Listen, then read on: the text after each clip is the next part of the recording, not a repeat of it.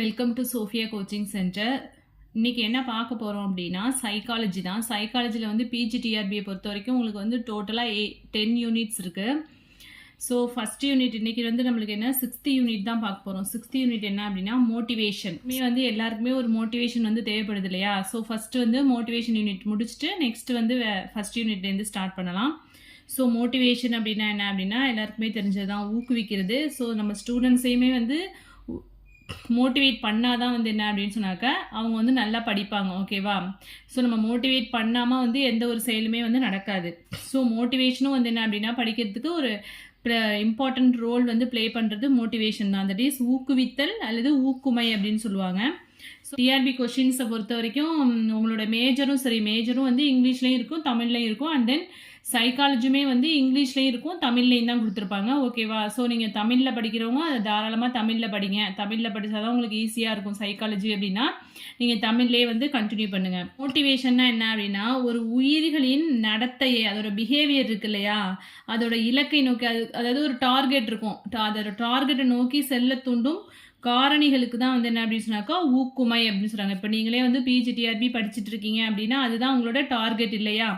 Target அப்படின்னா அதுக்கு தகுந்தப்பறம் நீங்கள் என்ன படிக்கணும், அதோட நடத்தை அப்படிங்கிறது என்ன அப்படின்னா இந்த டைம் மேனேஜ்மெண்ட் பண்ணி படிக்கிறது. அதுதான் வந்து கரெக்டாக வந்து டெய்லியுமே வந்து கண்டினியூஸாக படிக்கணும். ஒரு நாள் படிச்சுட்டு 1 வீக் லீவ் எடுத்துக்கூடாது. ஸோ கண்டினியூஸாக படிக்கணும். டார்கெட்டை நோக்கி நம்ம அவங்கள வந்து மூளை தூண்டுற காரணிகள், அதுதான் வந்து இங்கே என்ன சொல்கிறாங்க அப்படின்னா ஊக்குமை அப்படின்னு சொல்கிறாங்க. நெக்ஸ்ட்டு வந்து இலக்கு நோக்கிய நடத்தை. அதில் வந்து ஒரு 3 காரணிகள் சொல்கிறாங்க. என்ன அப்படின்னா இலக்கு நோக்கிய நடத்தையை தொடங்கி வைத்தல், அண்ட் தென் தொடங்கிய நடத்தையை தொடர்ந்து இயக்குதல். ஸோ ஒரு கோச்சிங் சென்டரில் சேர்றது தான் வந்து என்ன அப்படின்னா தொடங்கி வைக்கிறது. அதுக்கப்புறமா வந்து அதில் மெட்டீரியல் வாங்கி கண்டினியூஸாக நீங்கள் படிக்கிறீங்க இல்லையா, அதுதான் வந்து தொடங்கிய நடத்தை தொடர்ந்து இயக்குதல். நடத்தை முடிவு பெறுவதற்கு காரணமாக அமைதல். And then you are all passed the PGTRB exam. So அதுதான் வந்து நடத்தை முடிவு பெறுவதில் you achieve the target. So பிஜிடிஆர்பியில் நீங்கள் எல்லாம் பாஸ் பண்ணிட்டீங்க, அதுதான் வந்து நடத்தை முடிவு பெறுறது.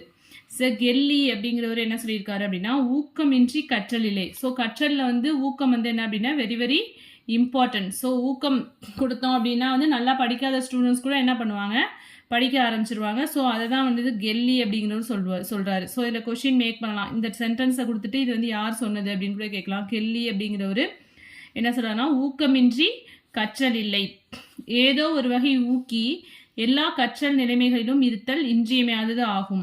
நீங்கள் என்ன படிக்க போகிறீங்க அப்படின்னா வந்து நீங்களே வந்து உங்களை செல்ஃப் மோட்டிவ் பண்ணிப்பீங்க இல்லையா? இப்போ டீச்சர்ஸாக இருக்கீங்க, அப்புறம் நீங்கள் உங்களை வந்து செல்ஃப் மோட்டிவ் பண்ணுவீங்க.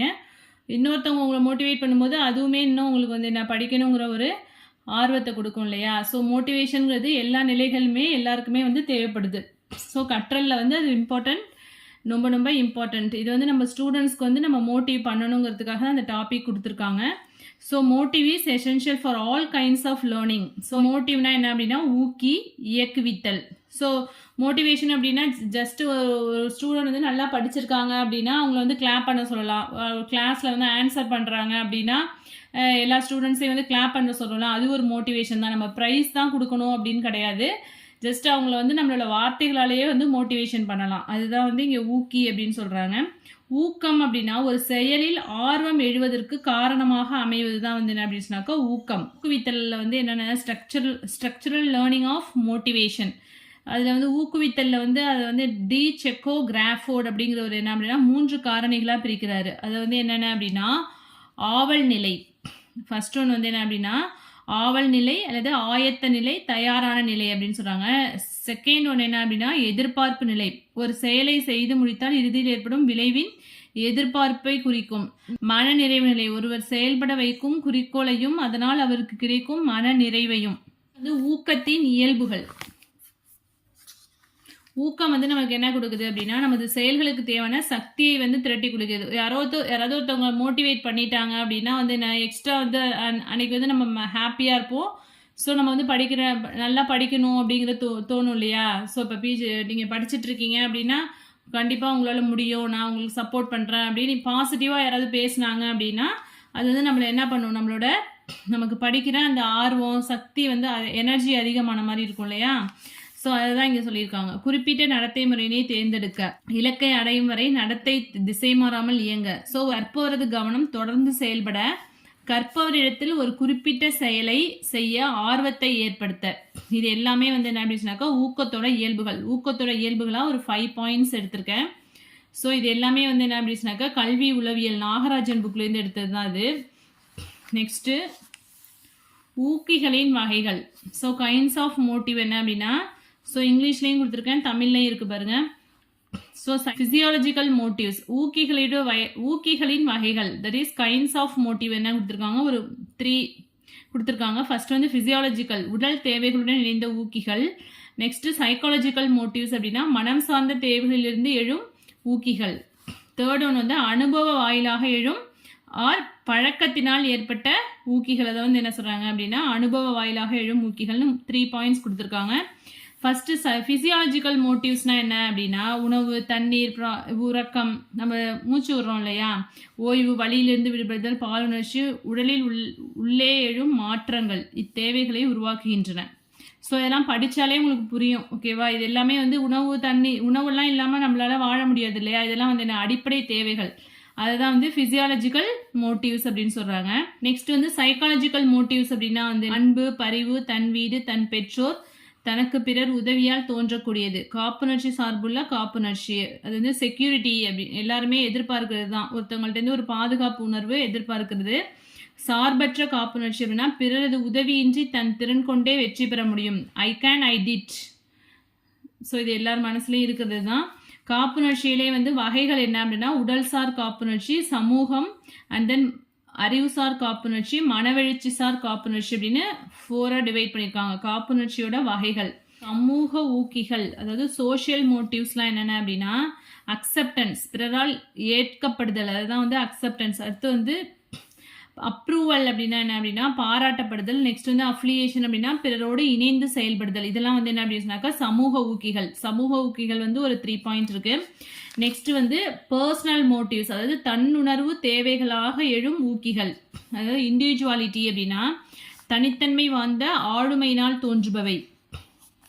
செல்ஃப் கான்செப்ட், தன் கருத்து, இலக்கு, மதிப்புகள், கவர்ச்சி, இவை இவ்வகையான ஊக்கிகளை தோற்றுவிக்க காரணமாக அமைகின்றன. இண்டிவிஜுவாலிட்டி பாருங்க, குறை கூறுதலை விட பாராட்டுதல் பயனுள்ளதாகும் என கூறியவர் யாரு அப்படின்னா ஹெர்லாக். சோதனை மூலம் நிரூபித்தவரும் யாரு அப்படின்னா அவர் தான், ஹெர்லாக் தான். குறைஸ் ஆஃப் மோட்டிவேஷன், ஊக்க கோட்பாடுகள் என்ன, மக்டூகளோட இயல்பூக்க கொள்கை, அதாவது இன்ஸ்டிங் தியரி அப்படின்னு சொல்லுவோம். நெக்ஸ்ட் வந்து செகண்ட் ஒன் வந்து வில்லியம் ஜேம்ஸோட பிறப்பின் போதே பெறுபவை, கற்றலால் விளைவதல்ல, அது விளைவதல்ல, அவங்க பிறக்கும் போதே அந்த குணம் வந்து அவங்களோட இருக்கும் இல்லையா, அதுதான் வந்து சொல்றாங்க. பொருள் திரட்டுதல் என்பது ஈட்டல் ஊக்கம். போரிடுதல் அப்படின்னா என்னன்னா போரிடுதலை வந்து போர் ஊக்கம் அப்படின்னு சொல்றோம். மனிதர்களிடம் மொத்தம் எத்தனை இயல்பூக்கங்கள் இருக்கு அப்படின்னா 14 வகையான இயல்பூக்கங்கள் இருக்கு. இவை ஒவ்வொன்றும் ஏற்படுத்தும் மனவெழுச்சிகளால் அவை பற்றுகளாக மாறுகின்றன. நெக்ஸ்ட் வந்து ஹல்ஸ் டிரைவ் ரிடக்ஷன் தியரி, உந்த குறைப்பு கோட்பாடு. ஃபர்ஸ்ட் உள்ளது மக்டூக்களோடது இயல்புக்க கொள்கை. இயல்புக்க கொள்கை யாரோடது அப்படின்னு கேட்கலாம், அது வந்து மக்டூகள். நெக்ஸ்ட் வந்து ஹல்ஸ், உந்த குறைப்பு கோட்பாடு யாரு அப்படின்னா ஹல், ஓகேவா? நெக்ஸ்ட் வந்து மாஸ்லோவோட 7 படிநிலை தேவைகள். ஸோ மாஸ்லோவோட படிநிலை தேவைகள் எத்தனை அப்படின்னு கூட கேட்கலாம். ஸோ 7. ஸோ கொஸ்டின்ஸ் வந்து இப்படி தான் எடுப்பாங்க. மாஸ்லோவின் படிநிலை தேவைகள் என்ன அப்படின்னா 7, that is hierarchy of needs, very very important. So ஃபர்ஸ்ட்ல அதில் வந்து என்ன முதல் 2 வந்து என்ன சொல்லுது அப்படின்னா உயிரியல் தேவைகள், தட் இஸ் பயாலஜிக்கல் நீட்ஸ். அடுத்து 3லேருந்து 7 வரைக்கும் உள்ளது என்ன சொல்றது அப்படின்னா சமூகவியல் தேவைகள், சோஷியல் நீட்ஸ். முதல் 3 தேவைகளை வந்து என்ன சொல்றோம்னா குறைபாட்டு தேவைகள் அப்படின்னு சொல்றோம், that is deficiency needs or D needs அப்படின்னு கூட சொல்லுவாங்க. நெக்ஸ்ட் 4 to 7 அது வந்து என்ன சொல்றோம்னா G needs, that is growth needs, வளர்ச்சி தேவைகள் அப்படின்னு சொல்லுவாங்க. ஸோ மாஸ்லோவோட தேவைகள்லாம் வந்து ரொம்ப ரொம்ப இம்பார்ட்டன்ட். ஸோ அதுக்கு பற்றி டீப்பாக வந்து அதுக்கு ரிலேட்டடாக உள்ள பாயிண்ட்ஸ்லாம் இருக்கு. ஸோ உயிர் வாழ்வதற்கான அடிப்படை தேவைகள், இது வந்து ஃபர்ஸ்ட். டோட்டலாக வந்து 7 சொல்லியிருக்காரு இல்லையா, மாஸ்லோவோட 7 படிநிலை தேவைகள். ஃபர்ஸ்ட் ஒன் வந்து உயிர் வாழ்வதற்கான அடிப்படை தேவைகள். நெக்ஸ்ட் பாதுகாப்பு சார்ந்த தேவைகள். நெக்ஸ்ட் அன்புரிமை தேவைகள், தன்மதிப்பு தேவைகள். 4th ஒன் வந்து. 5th ஒன் வந்து அடைவு தேவைகள். 6th ஒன் வந்து அழகுணர் தேவைகள். 7 வந்து என்ன அப்படின்னா தன்னிறைவு தேவைகள். டோட்டலாக வந்து மாஸ்லோவோட படிநிலை தேவைகள் வந்து என்ன அப்படின்னா 7. முதல் 2 வந்து என்ன சொல்லணும்னா உயிரியல் தேவைகள். அடுத்த 3லேருந்து 7 வரைக்கும் உள்ள தேவைகள் வந்து சமூகவியல் தேவைகள். அடுத்து என்ன சொல்லியிருக்காங்கன்னா முதல் 3 வந்து குறைபாட்டு தேவைகள். அண்ட் 4லேருந்து 7 வரைக்கும் உள்ளது வந்து growth needs, தட் இஸ் வளர்ச்சி தேவைகள் அப்படின்னு சொல்லியிருக்காங்க. ஸோ மாஸ்லோவை பொறுத்த வரைக்கும் வெரி வெரி இம்பார்ட்டன்ட்.